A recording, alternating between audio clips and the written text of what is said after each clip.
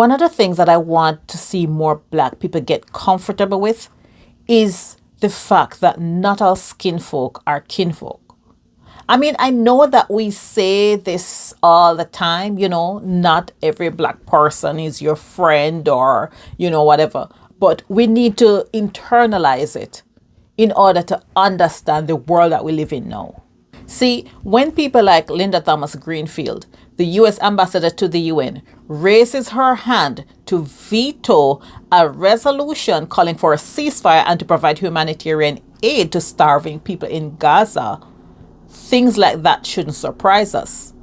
When we see people like Ben Carson, Tim Scott, and others shucking and jiving for white supremacists, this should not surprise us. When the White House press secretary peddles the imperial message, when popular artists like Jay-Z and Kanye West and others are promoting capitalist imperialist messages and white supremacist messages, we should not be surprised.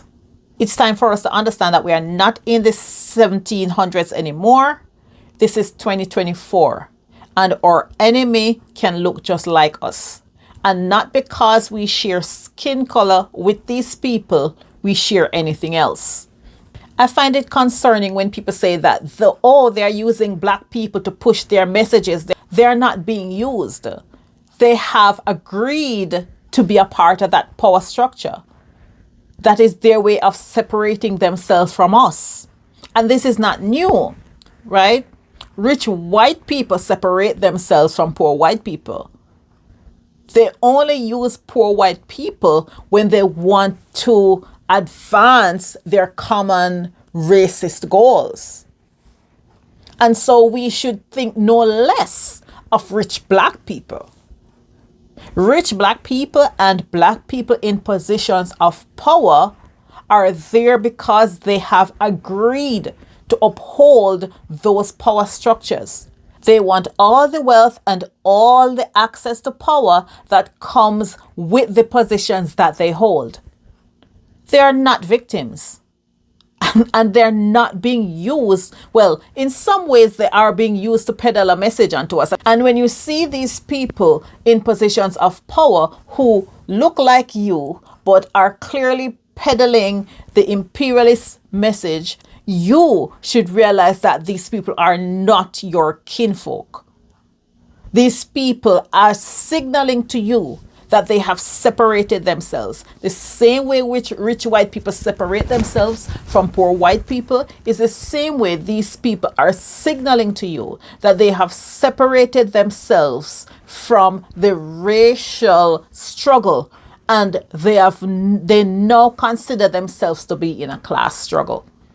And I notice that that's hard for many of us to reconcile. Like, we celebrate, yes, be glad to see, a Black man become president, All of us from all over the world who are not even American is not our president, but we're glad to see a Black man in one of the most powerful positions. He's there, or he was there, because he agreed to uphold power structures.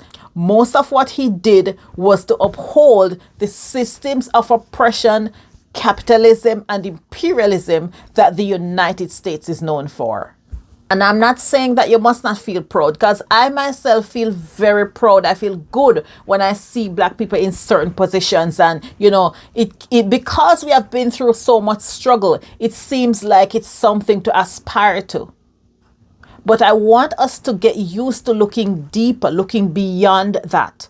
That in order for you to be in those positions of power, you're going to have to make a choice. Are you going to continue the struggle for racial equity?